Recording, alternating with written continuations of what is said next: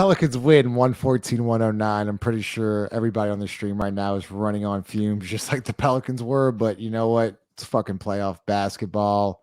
The Kings and Suns game is currently going on, so we will be live and we will know if the Pelicans are in the playoffs or if they have to play the Lakers straight up. Let's do it. Make sure you smash that like button. First took away. Gas for this. Get your money's worth now. Presented to you by the Birdsall Lawfirm, the official injury lawyers of Pro Pels Talk, located at 19 Poydras Street by the Superdome. Give them a call at 504-523-5413. If you or someone you know has been involved in an accident, the Birdsall Lawfirm, the official injury lawyers of Pro Pels Talk. You're probably going to see me look a lot to my bottom right here because the Kings-Suns game is currently on. 7 minutes to go. Kings are up 1. They're absolutely shitting the bed. But Jarrett and Ross joining tonight. Jarrett, it was an ugly, ugly start. It was just a bad start, and then they caught fire in the second quarter. But I thought this right here, there's a play before. I'm about to play this clip. It was the end of the second quarter. But I'm gonna take the possession beforehand. It's Zion versus Draymond, and they were up like 16, right? Draymond forced a turnover where Zion like went up and the ball just went out of bounds. And Draymond kind of like stared at Zion like, nah, you ain't gonna like, nah, like I'm Draymond Green. I'm a, enforce my will. And Zion's like backpedaling. He's like, he's smiling. He's like, okay. And this is Zion's next possession. Physically, but also mentally. Now you gotta go. G over to his strong side and go to the line. Draymond Green just got his. Draymond hands on his hips, like, and I thought right then and there you saw Zion Williamson kind of like meet the challenge, something that you haven't really seen, especially with Draymond Green and the Warriors. Take me through that possession and then Zion kind of taking over that third quarter, and then I feel like they kind of ran out of gas there in the fourth. But what did you see from Zion Williamson from that point on? Draymond Green's an all-world defender, right? Like he guards Zion Williamson the best. I think he's, probably one of the, I say like top 5 more intelligent players in the NBA, especially defensively. Like he understands his role. Hell, I don't think he shot a shot tonight, but he was super impactful to this game. Yep. Also, his reputation kind of precedes him as well, right? Like the refs allow him to get away with shit that most players can't get away with. So I thought Zion's response was the thing for me. In the first half, we were texting about it, right? Like to say he had 10 shots in the first half or roundabout there, like let me know, although the shots weren't falling, you're still going to be aggressive. Like Draymond wasn't going to take you out of it. He might, slow you down, but he wasn't just going to take you out of the game mentally. This is the maturity I'm talking about. Like the confidence in yourself to be like, fuck it, no matter what, I'm going to keep trying because they need me to keep trying. And that's what leads to plays in the second half where you try to get to the rim, Draymond cuts it off, and you swing it to the corner to Herb for a 3. Like these are the steps that need to be taken at this juncture in Zion Williams' career, and we're just watching it, before us. Appreciate the birthday shout outs, y'all. I appreciate that shit. Yeah. And so speaking of taking steps, Jarrett, Ross, let me play this clip. Pels. Z on the run. He's gonna take a 3. Got it! You heard that? Boo! And he took another one. He took another one that almost didn't like that one. I didn't like the last. Yeah. I think that one was more of a tired fatigue. 3. Yeah, it was a tired 3, which is like the ones that we, I think we all want him to stay away from. But look, he shot the ball better. We've seen. I wish he would have taken a few more of those little elbow, whatever you want to call them, inside the paint jumpers. I thought there was a little point in the first half where he got caught up a little too much in the I don't want to call it the physicality of the way Draymond Green defends him, as opposed to like you didn't, I think there was a chance to maybe not meet that head on. Now, the alternative of that is, I think there were some other shots he could have taken that he didn't, but I think all of those body blows wore Draymond down. And I think that's why you saw him go, whatever it was, 3 for 3 or 4 for 4 in that one stretch at pivotal point of the fourth quarter when we really needed him to get baskets. And there were 3 or 4 possessions in a row where he, we basically didn't run anything at all. It just kind of tossed it over to him on the right wing, and he just played one-on-one with Draymond Green and got us an easy bucket. So, there's we want Zion to do all these other things, but at the end of the day, he's a fucking wrecking ball. And like, even against an all-world Hall of Fame defender, like I think he wore Draymond Green down there toward the end of the game. Can you talk about that? You to the group, Ross. There's a certain play. I don't know if it was in the third quarter, but Zion had gone through Draymond's chest, and Zion had missed the shot, right? And the Warriors went down, and you look at the box score, just missed shot. But you talked about it taking a toll on Draymond, where like he like finally took one in the chest, and he was like, damn. He's like, damn, I just took another shot to the like that kind of I felt like opened up, right? Like it opened up like some driving lanes where Zion was getting to, I think he had a nice little right hand finish. He had another left hook, like that, those type of body blows, as Chris Conn talks about it, like the running game, when you just continuously run and wear them down. I felt like he did it to Draymond Green tonight. Yeah, and there was a point. I mean, look, Five already said it. Like Draymond Green made it tough. And for 3 quarters, he's a unbelievable defender.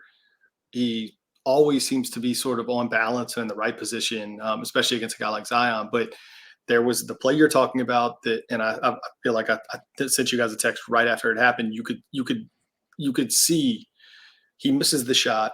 They actually go down and get a bucket, and then we call a timeout. But you could see right after the contact, like he felt that one. Like that might have been the one that might have been the final straw. This sort of takes a step away, or maybe he gives Zion a little more space. And then Zion goes and gets, I think, 3 straight buckets or 2 straight buckets. And I think Five pointed it out after that. Draymond trained, like they totally changed up their coverage of Zion, I think at that point, kind of in the 5-6 minute mark, because it seemed like, he's not getting any more stops in these one-on-one situations. Jared, could you kind of believe, like, look, Draymond, as to your point, like he was doing a great job in the first half with Zion going 1-on-1. Could you kind of believe that they were like kind of sticking with that all the way through the third quarter? I thought there was a lot of space there. I was like, man, Zion's getting some easy looks. And here's the thing though, too, Jared, in the first quarter when they were really struggling, I was perfectly fine with all of the shots that the Pelicans were taking. They were just missing. I was looking, I was like, man, like these are good shots. I didn't have a problem with it. It wasn't like the fourth quarter where they were just like having turnovers. And I felt like it led, like they just stuck with it. And then in the third quarter, you saw Zion kind of take over again. To back to Ross's point, I think this was a boxing match to a point, right? Like this was haymaker after haymaker. This was the Pelicans throwing a jab to keep the Warriors at bay. If the Warriors go on a run, the Pelicans responded with a run of their own. Trey Murphy, CJ McCollum, like just in that second quarter, like that's what it has to be, because this team isn't necessarily built, not say built. They don't operate to like outshoot a team or come back from a large deficit.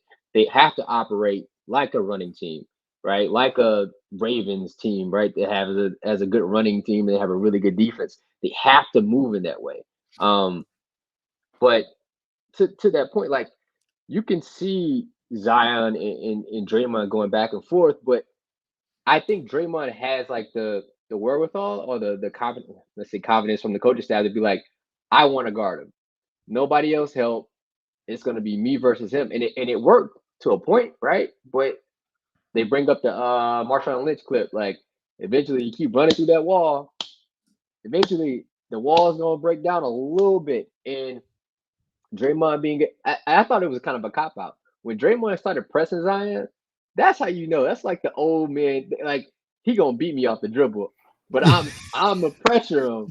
Yes. But I know he's gonna beat me off. It's not a smart move. And I'm like, I'm not taking another body blow kind of thing. Like, I'm gonna press up and like, hey, I'm blaming weak side help on this motherfucker. Like, it's like when you're guarding somebody. We've all been there. Like when you're guarding somebody in the post. Like when you're guarding somebody in the post and they score 4 times and you start fronting them. Like, where's the backside help? Where's the backside help? That shit ain't gonna work either. Yeah, man. We got 320 people here, 9 minutes, and make sure y'all smash that like button. Y'all been just truly showing up, man. It's been awesome to see. So one thing, I'm gonna play this clip here, Ross, and then we want to talk about Zion Williamson offensively. We gotta talk about his defense. The half, only 4 for Sacramento. Chris Paul into the game for the good first switch time. out by Zion. Good switch out, because what that did, that took away that initial action because Herb was a little bit behind. Here comes Dice. Almost got a piece of it. And the shot clock. Chris Paul knows it. And great defensive possession. Good play. 6 steals tonight. Yeah. Six steals from Zion Williamson tonight. And I don't think that's just the Zion thing. I think that's just a team being able to communicate through screens. Like, if you can do that against the Warriors, I don't want to hear shit else about anybody else. Like, if you can communicate against that team in that environment, I don't want to see missed assignments anymore. Well, not as much, right? Because if you can do it there against the movement, the screening, the ability to pass over, there's so many elements to that. And they do it very well.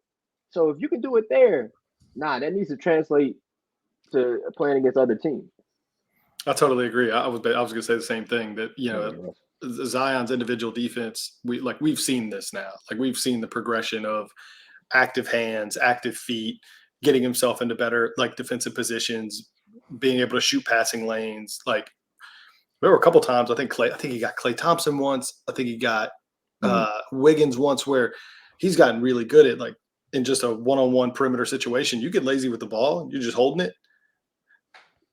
He's just ripping that bitch away. Like, he did the summer league thing tonight. Kevin Knox. He did that, but I'm talking about he did that one-on-one on an offensive rebound. But I'm talking about you and me top of the key. Yeah. Like, if you start looking around, he's pretty quick about just being able to snatch it and take the ball away. So, kudos to him. He's gotten so much better defensively. There was a point, it might have been the Trey Murphy free throws there at the very, with 45 seconds left, where we had taken Zion out, and I kind of was wondering, I'm not sure that he was the guy I would have taken out in this situation. I don't know if that was a defensive sub, which is crazy to think about, but go ahead. He's probably not the guy I would have taken out in a defensive situation there. But no, I thought the team defended for the most part incredibly well tonight. Dyson had some unbelievable individual plays. We're going to talk. Dyson. Even the play you just pulled up. Even the play you just pulled up. I mean, that stuff doesn't show up in a box score, man. But he does a lot of stuff that individually he's incredible, but he's starting to do some more teams things that are affecting possessions. Yeah, it's just well said, Jared. One of my guys just texted me. I'm glad he brought this up, but once again, back-to-back nights where I wouldn't necessarily say Zion closed, but he's the closer of the team. It's very evident that he has to have the ball in his hands, at all times in the last 3-4 minutes. I don't care who's on the court. He's got it. It's his show. It's his game. Moving forward, I don't know if this Lakers game is going to matter, but in the playoffs, crunch time, the ball better be with number one. That's all I got to say with that. No, continue talking about it, because now you have a closer. Can you just? Well, this is analysis. This is the analysis segment of the show. Here. Let me analyze this for a second, because can I have Trey Murphy? High screen and roll with Zion and Trey Murphy, right? If I could do this, and Trey Murphy can actually set a real screen, not that ghost shit, like a real one. Because if you set a real one, then the ghost shit might actually work. Because that's kind of how ghosts work. They're real people, and then they die and become ghosts. That's how that shit works. You got to be real first. You got to. All right, cool. Set a screen. You heard it here first, ladies and gentlemen. Boom. Set a screen. It's Zion. Then they have to make a decision. Are they going to switch it? Are they going to trap Zion at the top? Cool. Then Trey Murphy, you get the ball, right? And then you can shoot the ball really well and go make a play. Or you can roll. There's so many options out of this. I just want to see it once, please. So wait, Jared, I'm okay. There was a blocking call on Draymond Green late in the fourth. Yeah. And you know what? I think it might have been when Willie Green called the timeout with 8 seconds, which I got to talk about. As a coach, I got to talk about that. But, I'm going to wait till the end of the show to talk about that, because I'm going to provide analysis on that as well. Because Zion, what did I say last night? I said that Zion, if he learned from Cody Zeller on how to set a screen, bro. Oh, that's not good. What happened? No, Kings tied it up. Suns tied it up. Shit. So if Zion sets a solid screen with 8 seconds left. I think it might have been Trey or CJ come off, hits him with a pocket pass, and he's got 4-on-3 coming downhill, and Draymond's late on the rotation. It's a block. They get 12 seconds left, and then I think CJ hits the 3 to go up 6, and that was basically it. But what I was thinking about is if you can set a solid screen, Zion can set solid screens late in games or just even just throughout the game. These are easy opportunities for this offense. And I feel like Zion is starting to really learn, which is kind of crazy thing. Like he's starting to really learn the game. The small things, right? Setting solid screens, no more moving screens, off ball cutting, demanding the basketball, reading the defense. I mean, that baseline hammer pass to Herb Jones tonight, when he come that's on, what I was man. talking about. Like left hand swing in rhythm. To be honest, I don't want. Okay, I like Herb shooting threes, but I don't want Herb shooting threes outside the corner. Like he a corner boy. Like be in the corner. I think that's where his bread is butter. When you know what I'm saying, like stay there. But I thought he also played decent. He's had a rough couple of games, probably the last 5 or 6. But then hold on, did the Kings lose? Yeah, the comments are going crazy. I'm so distracted. So I think the Suns are up 1 now, which is how the hell did that happen? The Suns are up 1 with 8 seconds left. So in the chats, let us know what happens. Ross, are you watching or no? Are you just on Gamecast? No, I'm just on Gamecast. But yeah, it looks like they offensive rebound, Sabonis fouled, I think. And so I don't know. I think they're shooting free throws, but 9 seconds left. Yeah, 9 seconds left. Yeah, I mean, we're gonna be live with y'all guys. So I mean, like if it happens, let us know. Ross, do you want to talk about Dyson Daniels, or do you want to wait until these last 9 seconds go off the board? No, I mean we kind of already did. I ignoring that. I guess you could call it a floater. I don't know if it ever got actually above the rim on that shot he took. Thank God he got that offensive rebound, because I think if he doesn't, they probably go down and tie the game. But offensively, he does seem to be shooting the ball with more confidence. I think we talked about it last night. He went 1 for 1 again. I thought his 3-pointer tonight was incredibly smooth. So maybe you're starting to see more of the like 3 aspect of that 3 and D thing, but defensively he's incredible. Like I think, especially in games where we have a lead, you got to see him play a ton. You do. He's become a nice 1-2 punch for Herb. So I thought he gave us good minutes again tonight. It's hard. It's really hard to like go through. Like I just want to know if the fucking Kings won or not. I mean, I'm trying to read the comments. I'm trying to talk about Dyson Daniels. I know we did. But while we're doing that, because Five just talked about Herb. Tonight was the first night that Herb has made 2 threes in the month of April in a game. Yeah. So it had been kind of a little bit of a lull. How many threes did he shoot tonight? He went 2 for 5, and I thought both threes he made were huge. I mean, obviously the one there in the fourth quarter was a really big one. I think to maybe take it from like 8 to 11.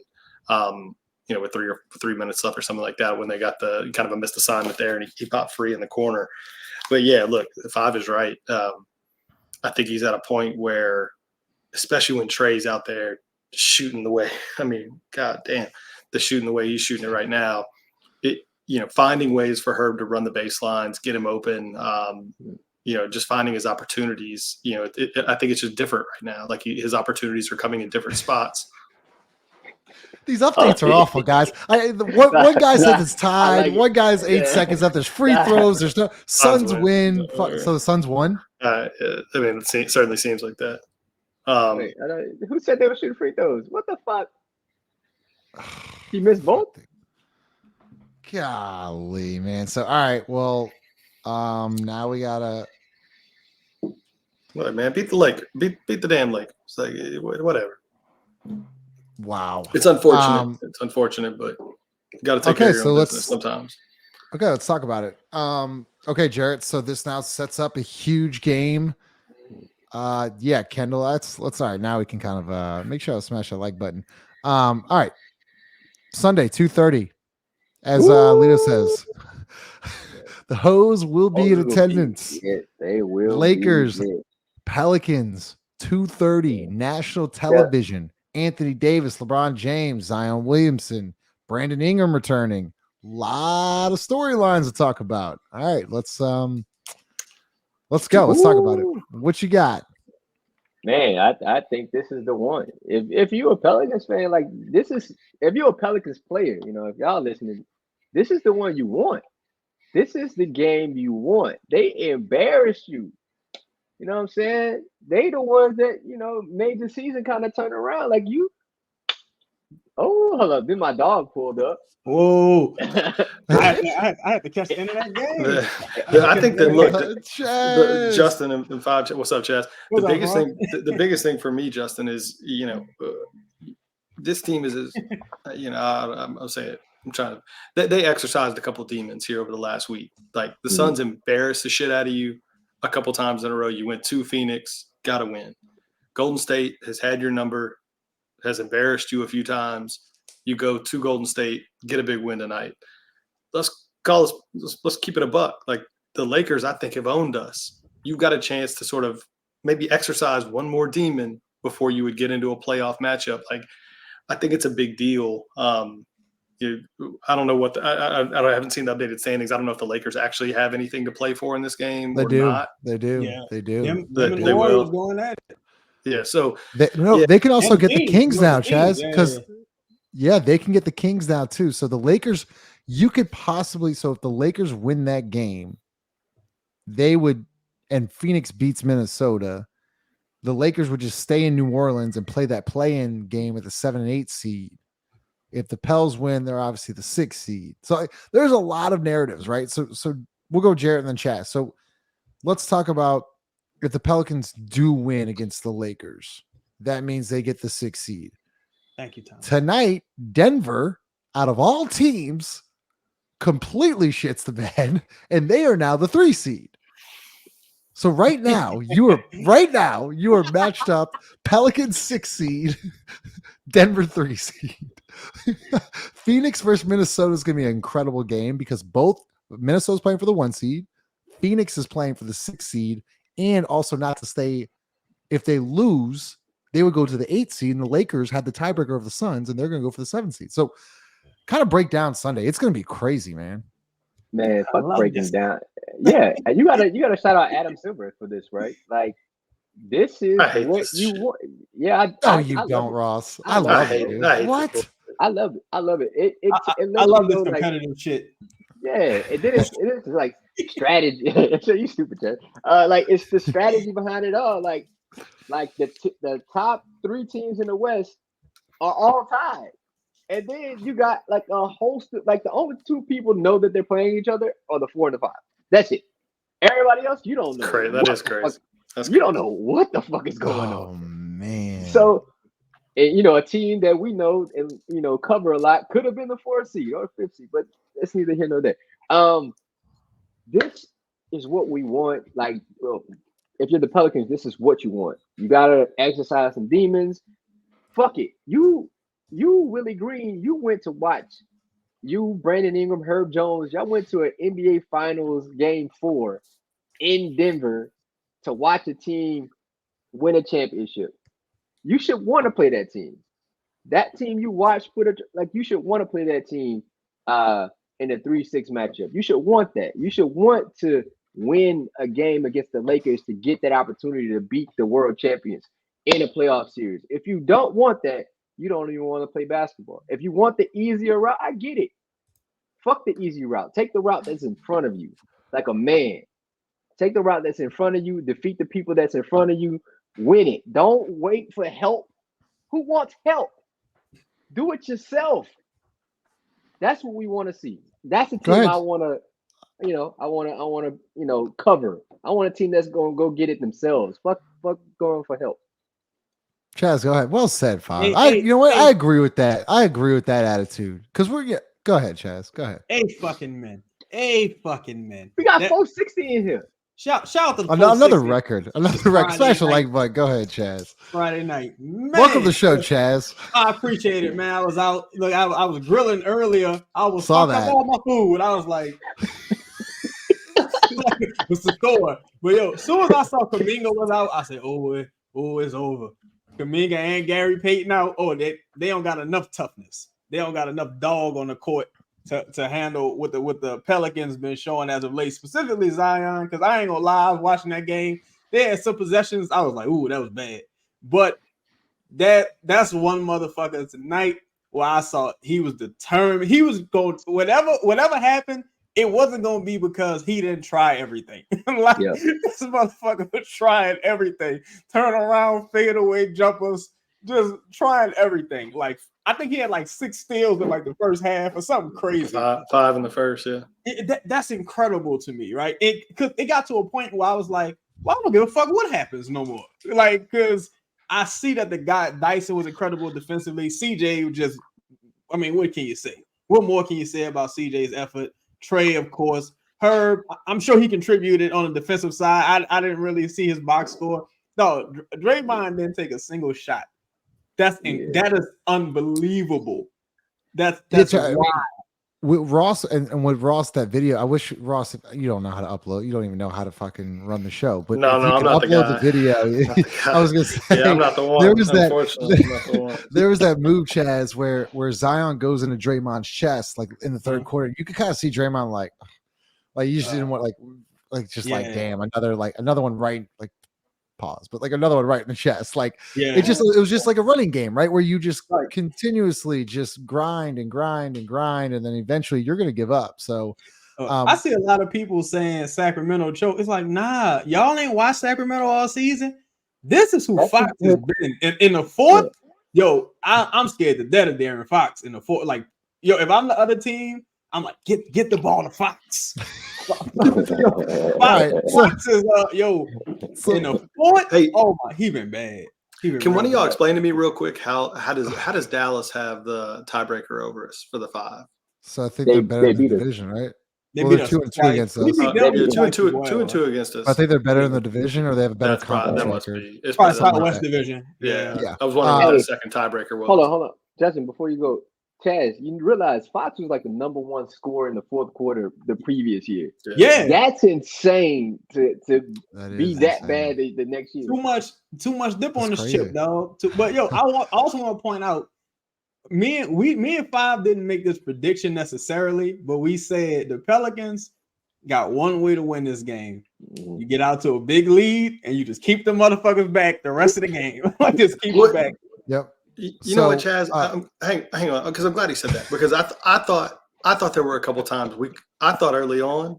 Well, hey, one more thing. Give me that Lito. Shout out Lito. Shout out Lito, bro. I hope you feel better, Lito. Hold on, everyone's like, "Where's Lito?" Go ahead. 509. Shout out to 509. The viewers on this Friday night. Shout out. There it is. I thought there were a couple times, especially early on, where they could have bagged it in, like where the old Pelicans would have. They're being a little rough. Look at that. They, Steph hit a couple threes in the first quarter, and it's just ain't our night. We're kind of tired. We didn't get to, Golden. It just I felt like those excuses were. There was a point where it was like, which way does this road go? And to their credit, I feel like I saw a change, like a no, not tonight mentality, where they kind of dug in late in the first quarter, got some stops, got that thing back to 6 or 7 or whatever it was, and then played it out from there. And then they built a big lead, but. We've seen this team, especially against the Warriors, where you just get down in the first quarter and you never recover. And so, kudos to them. Like there was a different mentality tonight. You know what, Ross? I'm gonna disagree with you a little bit. Okay. I don't think we've seen this team. I think we've seen a version of this team. And I saw something in last night's post game, and I started to put it in the group chat when Zion said. I talked to CJ, and I was just like, I'm not right now. And he said, "Don't worry, I'll carry the weight."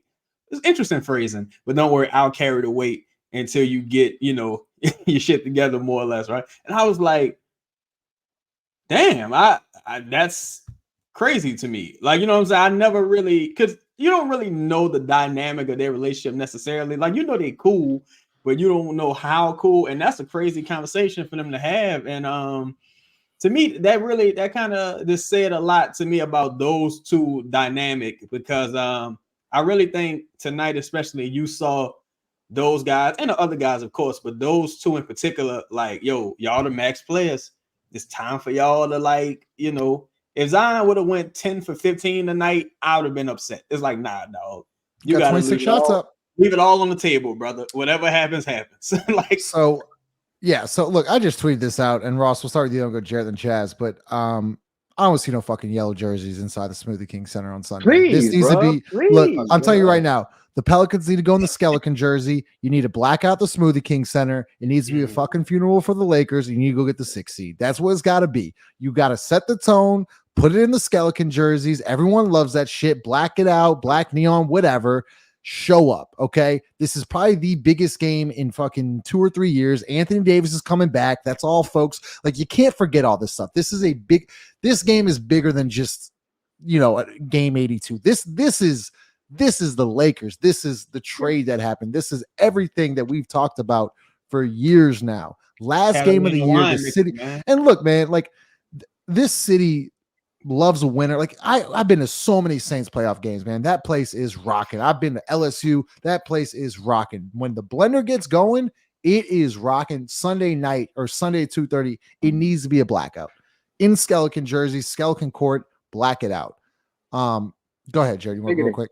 Yeah, man, it's bigger than Nino Brown. This is what we want to see, bro. Like, you want two competitive people. This is LeBron. This is Anthony Davis. This is Zion. This is CJ Brandon making his return. There's so many elements. I mean, the last time they played there was a tightly contested game. It was a lot of energy in the building. This is what you want from an organization, right? Like, this is the time to capitalize on the energy. If you're the players, it's time to capitalize. Like, if you want to make a name for yourself, these are the games you have to make it. If Herb wants to win, defensive player of the year in my eyes, this is the game you have to win in it. So, Ross, Jarrett mentioned something very interesting.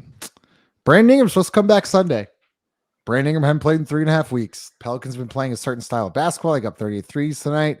Once again, it'll be nice to have Brandon back, but you think about it. Brandon hadn't played in 3.5 weeks. His first game back is a must-win game at home against the Lakers. How should the Pelicans attack this? Because this is not a clear answer. There is no clear-cut answer on how to do this. How do you think they should attack this? I think I think putting him back into the starting lineup is both unnecessary and you would be doing Brandon and the team a disservice. I would bring him off the bench. I would assume he's going to be on a minutes limit anyway. So if I can align his minutes with what I feel is a somewhat sketchy Lakers second unit, that makes all the sense in the world. Why would you put him back into a starting lineup against a team that he already has sort of history with? It's almost like you're putting too much on a guy like that. Like the team is playing well. Okay. Like that starting unit seems to have a little continuity.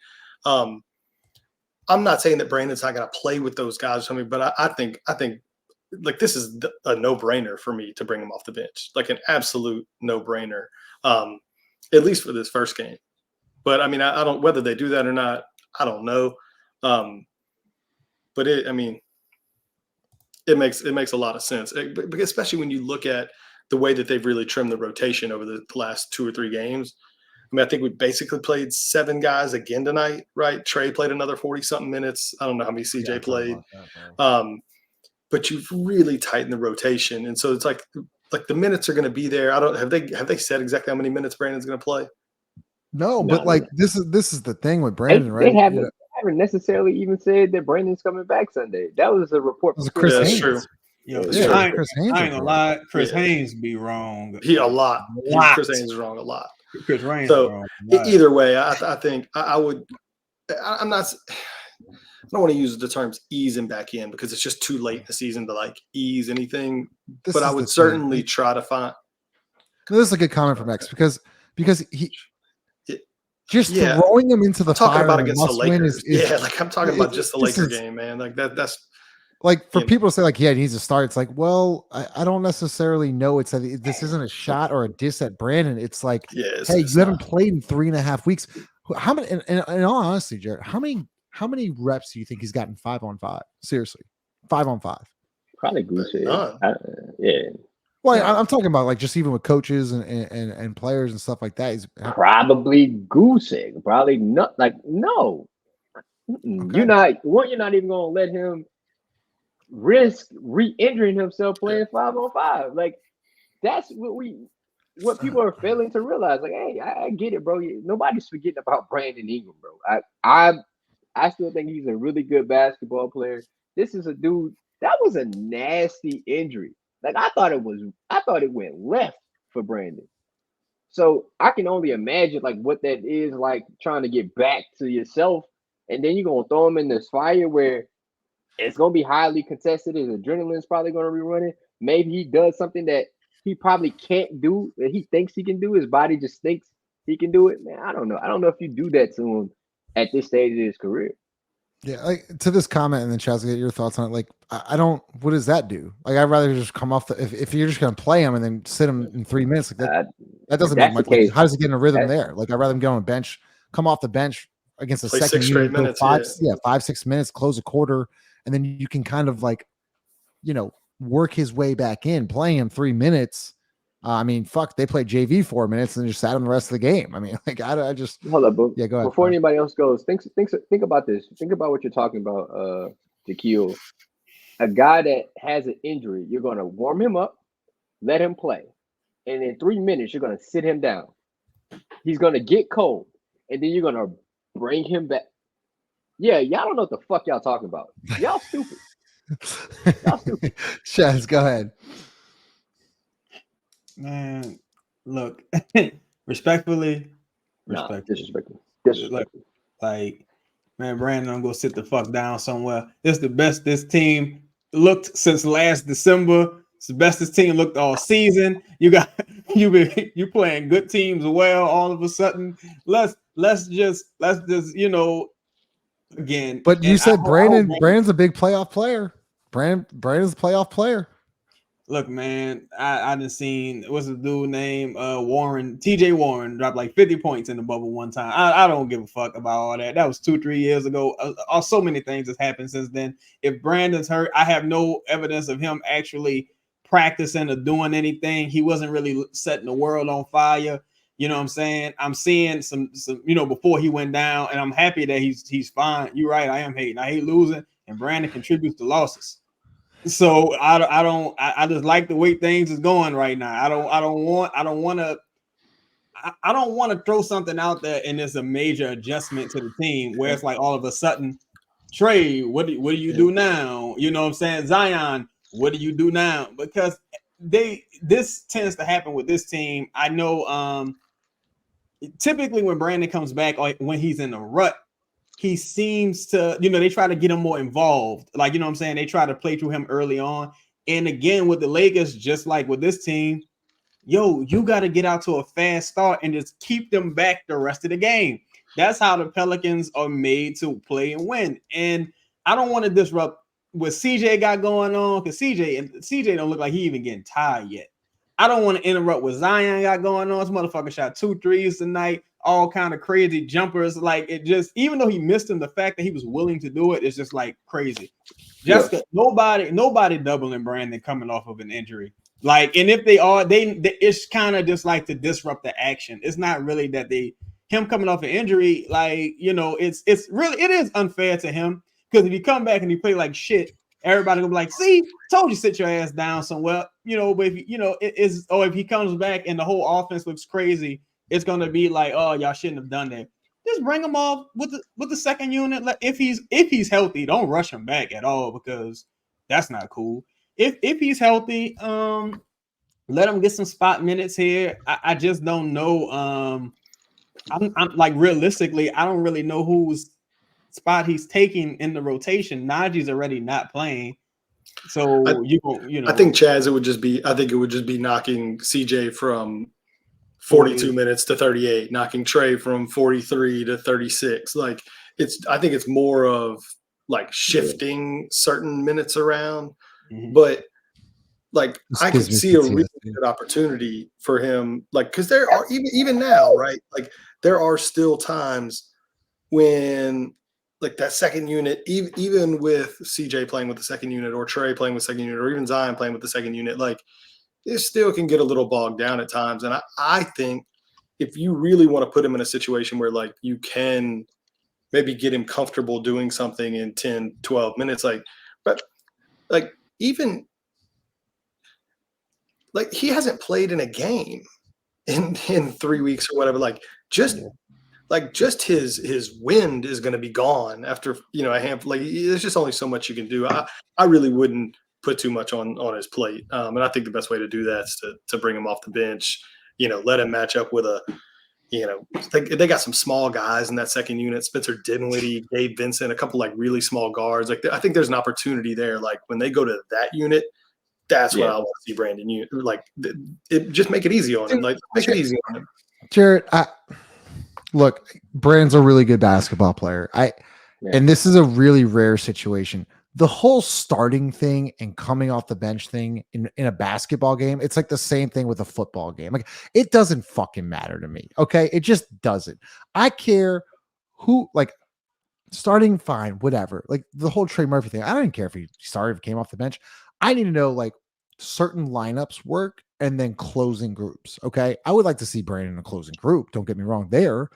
But if he's coming off the bench for 13, 15 minutes and he hadn't played in 3.5 weeks, this isn't a shot at him. It's how can we get him back right without disturbing what's going on right now? Because as we see, I mean, literally the second quarter tonight was the difference maker. It was just like the same thing against the Kings. They went berserk from three. They just went berserk. They shot 40 last night. They shot 38 tonight. Chaz, what was it? They shot another 30 something the night before, 38, 39. Like they're getting up to those numbers and they're winning basketball games. Also, they're playing very good defense. And I think when Brandon Ingram comes back on Sunday, there are going to be interesting lineups where I think Brandon Ingram can, as Ross just said, take advantage of those defensive matchups. Like it makes perfect sense for him to come off the bench. It's not a shot at Brandon. I just think it's also smart as Chess. You don't want to rush this guy back. I mean, it was a nasty, nasty injury. Hadn't played 5-on-5. You don't know where he is. So it's an interesting, it's really interesting. It's not an easy decision at all. Well, and Justin, the other one that we haven't talked about is like we still haven't heard much about the Larry thing. Hope whatever the personal situation is good. But let's assuming that maybe he comes back on Sunday too. It's now been 4 or 5 days since he's played a basketball game. You've seen Dyson give really, really good minutes guarding a multitude of different people. Basically everything from 1s to 5s. Same with Herb. You saw Herb spend a lot of time on Draymond tonight. Like, go ahead. Fine, go ahead. Fuck that. Let me talk about the actual game. Trey Murphy, right? Back-to-back nights where you play 42 plus. Yep. That is crazy. Not easy. And you still shoot really efficiently. You go 6 from 9 from 3, 2 clutch free throws. Like the 3 on CP3 when the offense was just like this is, I think he's understanding like, I have to make an impact here. It's not all on CJ. It's not all on Zion. I have to make a play, even if it is for myself. Like I have to make a play. And fuck, he's young. He should be able to play 40 minutes in a back-to-back night. It shouldn't be CJ McCollum putting up 40-minute nights. It shouldn't be that. It should be you taking the load off their shoulders at this point, right? Like you have to, especially if you want to get paid, not just for the sake of the money, but the sake of yourself. Like you're good enough.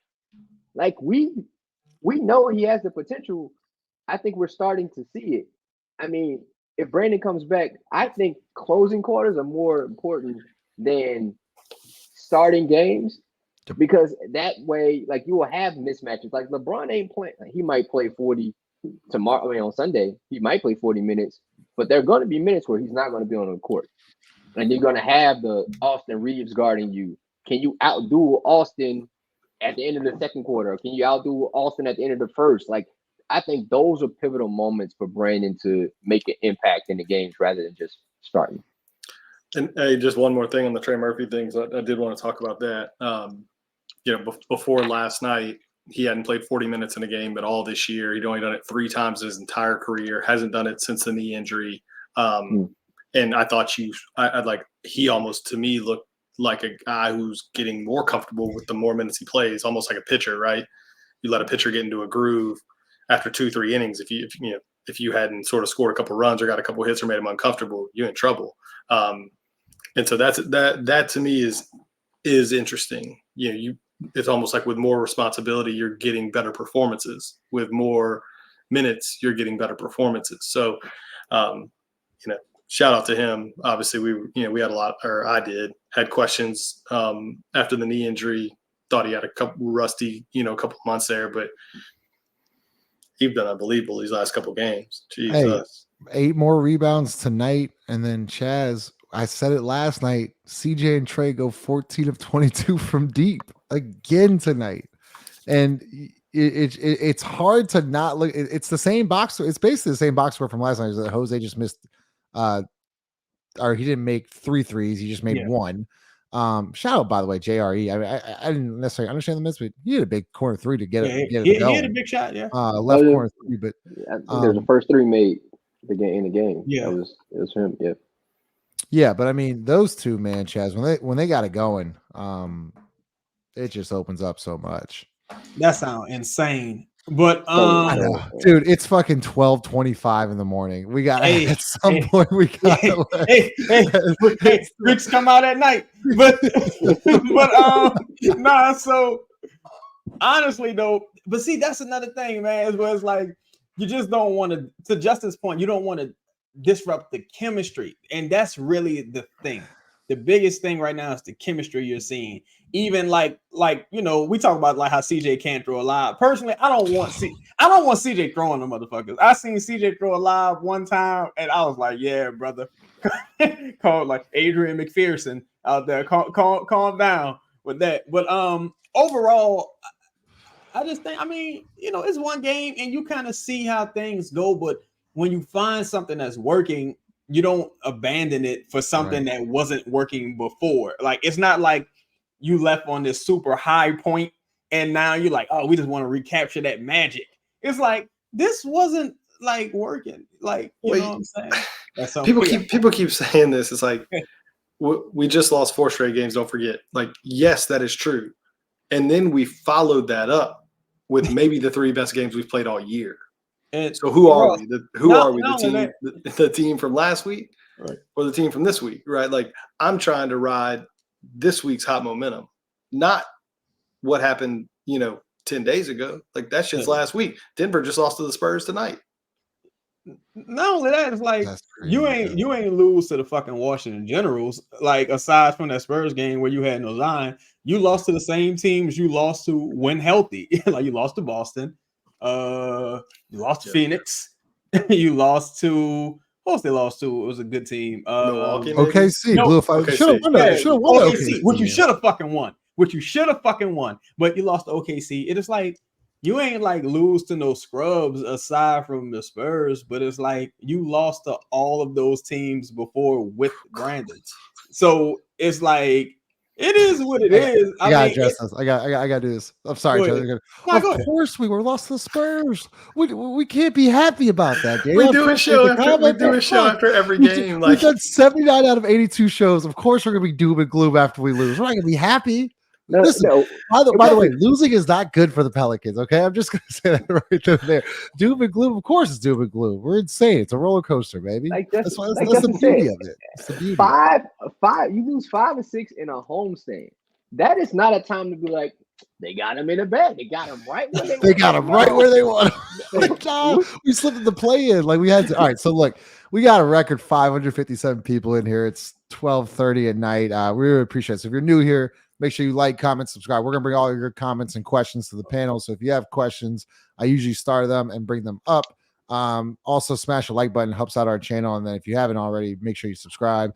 Do the bell notification. A lot of people are asking, where's Lito? Where's Lito? Lito's living in the chats. Unfortunately, Lito is sick, so he can't come on the stream, but hopefully he's better by Sunday, Lito. Always good to hear from you. Hope you're feeling better. Ross, I want to talk to people about 4-game streaks. Ross, they talked about a playoff series 2 years ago. These people are SIM cards that live in the past. That's perfectly though. And I like that was the 5. That was the 5 seconds with Lito right there. Go ahead. Address the comment a little bit. It's like when new shit happens, you base your thought on the new shit. Mm-hmm. It's like, again, I'm in Maryland. The Key Bridge fell, so I don't go that route anymore because there's not a bridge there anymore. So now I gotta go. So I gotta go a different direction. Like again, you didn't have this version of this guy. You didn't have this version of that guy. Larry was. Oh my God, Larry. That's crazy. Yeah, that's crazy. Larry was still in the fucking rotation. Whatever going on with him, I hope he's okay. But still, Larry, still in the rotation. A lot of this is a totally different team than a team you've seen even 2-3 weeks ago. Yeah, and that's a really good point, Chaz. I'm glad you said that. So I want to address this comment. Like, I don't think Kevin Durant, Bradley Beal, and Devin Booker are a bad team, especially for the way the Suns have been beating the shit out of us all year. I thought that was a really good win. And we all know about what Golden State does. I mean, literally for years, Steph Curry is just like, I thought again tonight, when Steph Curry had the running three, I was like, oh my God, here we go again. Rimmed out. Jared, what did you think about that? Did you think they should have fouled that? Man, hell yeah, they should have fouled fucking Steph Curry. Like, what are we talking about? But it was in transition. It was you foul. You always foul in that situation. Fuck, bro. Like, this isn't like 2010 where, there's like a thought maybe like guys aren't shooting at a really good clip. No. There's too much space. There's too much time. Like, don't even give that guy an ounce or one iota, as Ross would say, of space or time. Like, he's gonna make that shit. And he just luckily missed. Like, look at the shot he made on Dyson, bro. It's an unbelievable fucking shit. Even Antonio Daniels was like, what do you do with that? You don't do anything with that. Especially when that motherfucker starts skipping. Yeah, bro. Foul. Don't. Jared, he started skipping down three. I'm like, this is a different. I was and like, everybody keeps saying this thing about like they're old and washed, this and the other. Like, coming into tonight, we had 3 more wins in Golden State this year. Yeah. Like, and they played a chunk of the season without Draymond Green. They played a chunk of the season without Chris Paul. They'd be like, Kuminga's been in and out a lot. Like, man, that's still a fucking dangerous team. Like, y'all don't you kid do not yourself. want to see them in the playoffs. Don't kid yourself. That's a dangerous. It's a team. dangerous animal still. All things being equal, Golden State is probably better than you. When all things are equal, everyone's healthy, everyone's this. Golden State got 4 fucking rings. Like Milwaukee got a ring. You beat them. One of the greatest dynasties in all of sport. Yeah. Like not just NBA, literally of all of sport. It's like you know what's happening here, because a lot of people, they was hoping the team would kind of like fall off a cliff when Brandon went out. So like, you see that, you see why I'm so lustful, because you need him, and that's really what it's about at the end of the day. Because people saying dumb shit like, boy, y'all was worried last week. Yeah, motherfucker, you just lost a bunch of games at home. You just lost a fucking. I told the story today of like the guy that was like, man, y'all are really worried about the Warriors. Y'all keep talking about it. It's like, yeah, we play them in like 12 hours. Like, I guess we do have to talk about them. Like, yeah, I ain't worried about the best shooter in the history of the fucking game and his partner, the other best shooter in the history of the fucking game. Hey, LeBron and fucking JJ Redick have full-on podcasts talking about Steph Curry. Talking about that motherfucker changed the game. Like, what you think we gonna talk about? I'm worried about Steph. So that's what we're gonna do. We're here from Company Burger. If y'all have questions for the panel, we'll go about 15 more minutes. So drop the questions in. Of course, we're gonna play the Company Burger commercial. So if you're new here you go. Company Burger is the official burger of Pro Pels Talk and Boot Crew Media. Located at 4600 Ferret Street, Company Burger has been locally owned and operated for 11 years. Grind the meat, bake the buns, make the mayo, get the homemade tots. Company Burger uses Creekstone Farms prime beef to create the best burger in the city with milkshakes to go and a full bar. Company Burger is open every day besides Tuesday from 11 a.m. to 10 p.m. Can't make it out? No worries, we have you covered. You can order online right now at thecompanyburger.com. or check them out on the Toast or Uber Eats app. Company Burger, the official burger of Boot Crew Media. The reason why I know Demetrius is a true fan, because this is probably the most true statement I've ever seen, like throughout the whole year. When I say it's 15 minutes, we probably got another 45. So you're right, Demetrius. Shout out to you. .com with a fucking K. He was like, no. Every time I play this show, y'all come up with something new, man. That dude said get the milkshake too. I've never picked up on that one before. Hey, bro, it's the homemade. Make the homemade tots. Hey. Yeah, get the homemade tots. Shout out to Adam. Actually, I saw Adam today. Guy, Shout out to Adam, man. founder of Company Hey, Burger. yo, for real. Shout out to the guy today I met on the sidewalk. He shouted all y'all out. Says his favorite show. He watches every show.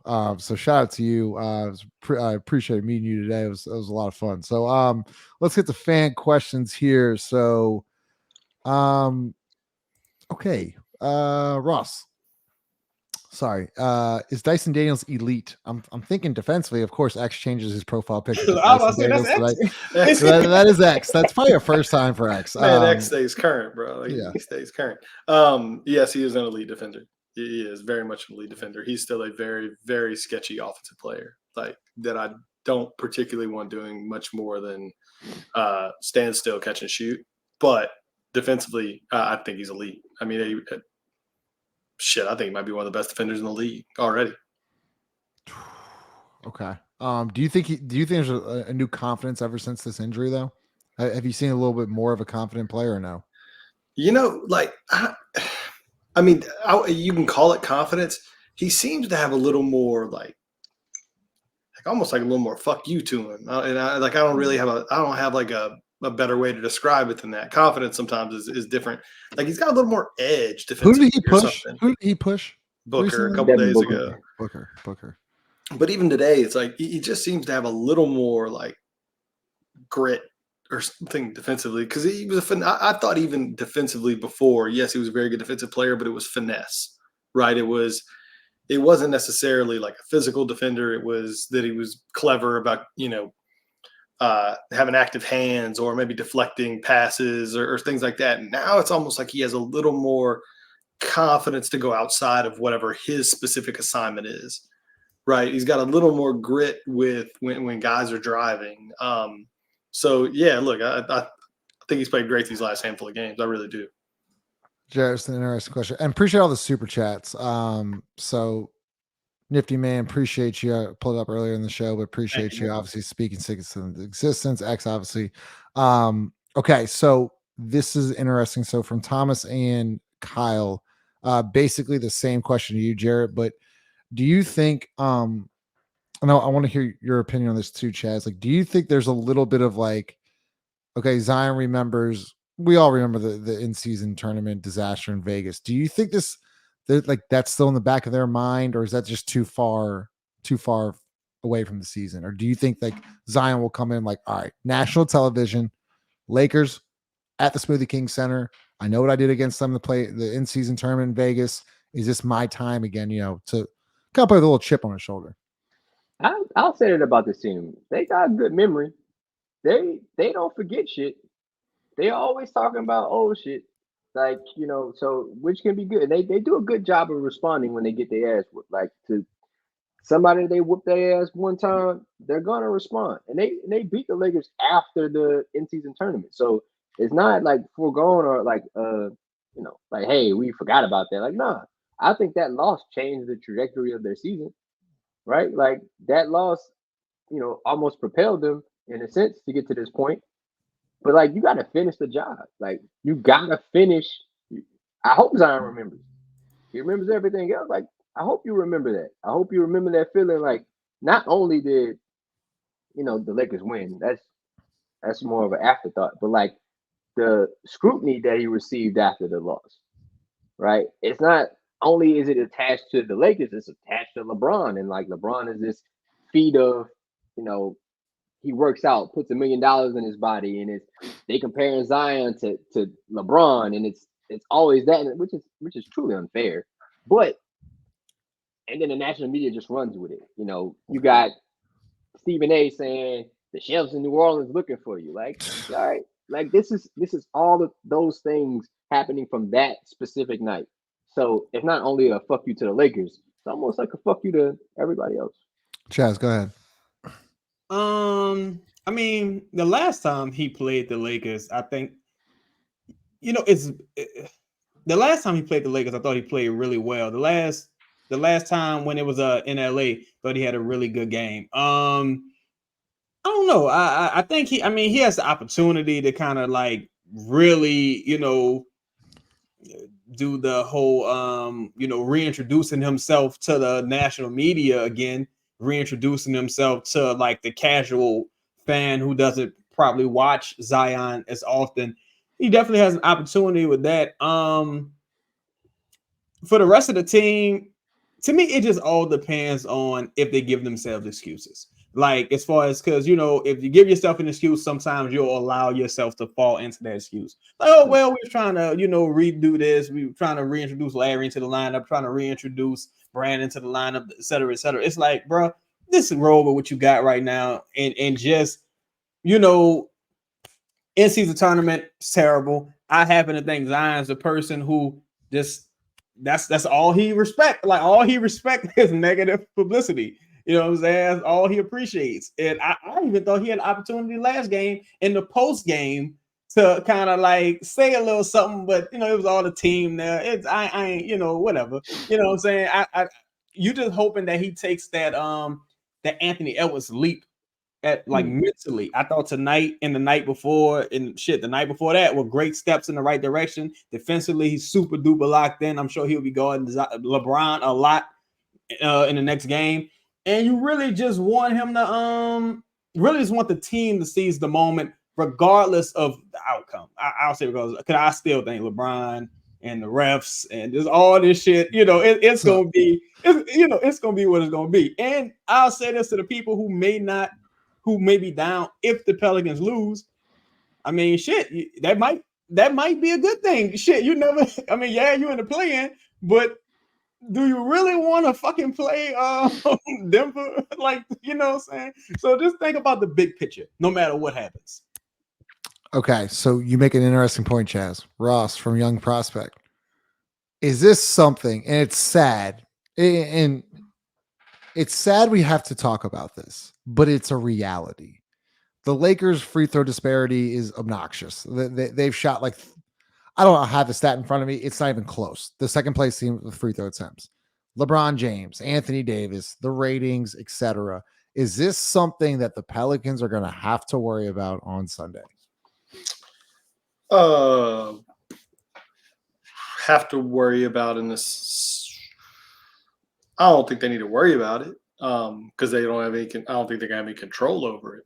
But what's going to happen is going to happen.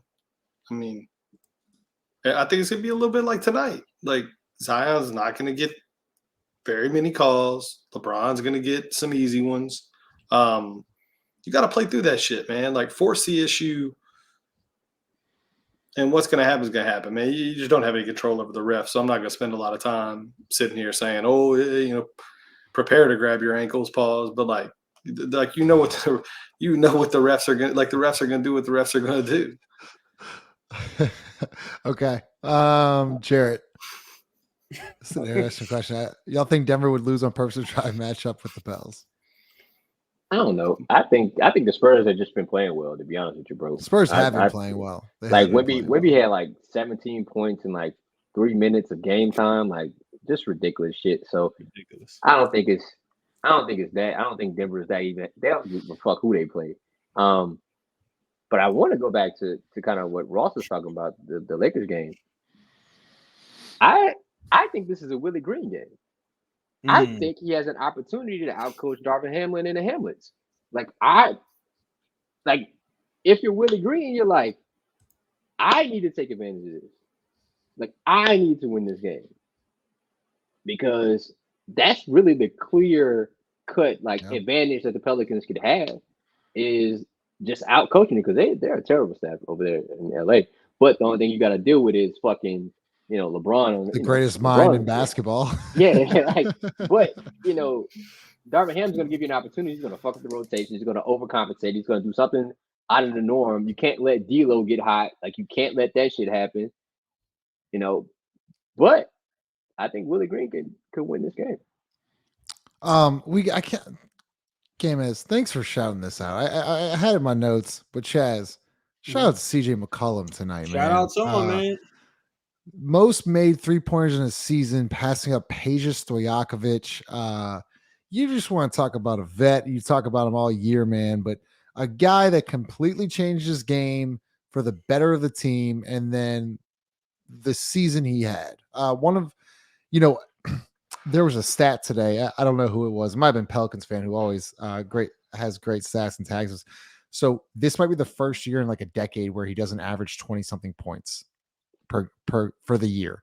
He had to score 51 in the next 2 games. So he scored 29 tonight. That means he has to score 21 against the Lakers on Sunday. I think CJ got that. CJ go and get that. He's got to score 20. So he has to score 21 points in order to average 20 for like 12 straight seasons. But go ahead, Chaz. I feel like you've been really talking about CJ all year and just the way he's bought in, the way he's changed his game. And, you know, he's had one of his better years of his career. And that's saying a lot because he's done some really good things in Portland and even early on here at the Pelicans. Yeah, man. You know, and again, I was a guy who was extremely vocal. I did not want CJ on this team. I wanted Darren Fox. But, you know, I think CJ playing through injury last year totally changed my perspective on him. This year, the things he went through with another broken rib and all this battling, he came into the year ready. And honestly, from the first game of the season, he looked like the best player on the team. Like, you know what I'm saying? We go back to that first OKC game, battling back from 20. CJ was a major factor. And just his fucking luck. No Zion, no Brandon versus the Pistons. CJ, you know what I'm saying? Him and the great, you know what? Down to, like, can CJ McCollum clearly be a superior player to D'Angelo Russell? Like, that has to happen or you don't win this game. Like, since they put D'Angelo Russell back into the starting lineup, he's played pretty well. I think they're like 24-13 or something. They went on a run. Their season was kind of in the shitter. And then they reinserted him into the starting lineup. They've played pretty well. Like, that is a matchup that CJ McCollum has to dominate. Like, he cannot – it just is what it is, man. Anthony Davis and LeBron are really fucking good players. Like, yes, Zion is good. So is LeBron James. So is Anthony Davis. CJ McCollum has to play great or you don't win. Tonight? Anyone of AD played or? For the Lakers? Yeah. Let me see. I would assume he did. No, they definitely did. I mean, that was AD played 43 minutes. LeBron played 41 minutes. By the way, someone had a stat tonight. It might have been Raph or Garrick, but someone said that you know, they take the Monday night off of the national championship game in college, and every team in the NBA had a back-to-back this week. There was one team that didn't. There was one team that did not have a back-to-back, and it's the Los Angeles Lakers. Yo, I ain't gonna lie. How do you explain that? On that last play with when LeBron got the steal for the dunk, I'm like, yo, this is the most athletic motherfucker I ever seen. Yeah. So the thing is, like, with the Pelicans, we spoke about this before. We also talked about it in the playoff series. It's not, to Ross's point, it's not so much, as long as you got Zion, you got a chance to have the best player on the floor. You got a chance. But it's gonna be about the other guys. Like, can CJ be the third best player on the floor? You know what I'm saying? Can he at least equal Anthony Davis's production? What are you going to get from D'Lo? D'Lo kills fucking Pelicans. He like never misses against the Pelicans. He's like one of those most annoying. It was like when Andrew Wiggins, like I thought when Andrew Wiggins tonight, when he got going early, I was like, oh my God, here we go again. Here comes Andrew Wiggins. You got the Spencer Dinwiddie's. You know, he has some ties to the Pelicans. You got fucking Jackson Hayes. You got all these guys, Rui, you know what I'm saying? They got a lot of wings. They can make things pretty difficult. They're really healthy and they're going to be rested. I just feel like ultimately, man, to me, I've already seen enough. I want to win. I want to win this game, but I've seen enough with the Phoenix game to now to where I'm like, all right, you do got a little bit of gusto. Like I'm saying, you do got a little bit of pride. You do got a little bit of something there. So at this point, I'm just ready to get to the playoffs. I mean, I don't really care so much about the seeding because I don't really, the playoffs to me, I think it's going to be a lot different than a regular season. So I wanted to talk about that. Like I was like pretty pissed that Denver dropped a 3 tonight, but they're just thinking about it. Like if you do get matched up with Denver, say it's 6-3, say, the Pelicans, win. Yeah, we'll go with 5 more minutes. So like, just say the Pelicans go 6-3 against Denver. At least you go up against the champs. Like you go up against the champs, you see what you have. Anything can happen. Jokic could twist his fucking ankle. Anything can happen. Just get there and get there comfortably. Like anything can happen. Literally anything can happen. So I think they match up well with the Denver Nuggets. Yeah, we talk about that. We talk about that all the time. You played. You didn't look at the camera, Jared. You didn't even look at the camera. I know, because I know he know who I'm looking at. He know. Appreciate everyone, man. And I know. Yeah, you're right. I do know. I do know. Hour 10 in. So we'll be live Sunday night or Sunday, like 5:36, right after the game. Man, record night tonight. Appreciate everyone pulled up. Pelicans huge win against the Warriors. Make sure you smash the like button if you hadn't subscribed to the channel. Man, use our SeatGeek code to get you some damn tickets for Sunday. Oh yeah, there you go. SeatGeek. Yeah, use the code Boot Crew Media right there. New users. You get some money off the tickets. It'll be a hot ticket. Make sure you New Orleans got to show out, bro. I don't want to see any yellow jerseys in that stadium. I want to see none. I don't want to see none. But who called him out today? Was it what? Oh my God! What was the Boston dude's name? Bill Simmons. Bill Simmons said that's gonna be like 40% Laker fans. That's what he said. Everything cool on the North Shore now? Is everything like I know he has Slidell.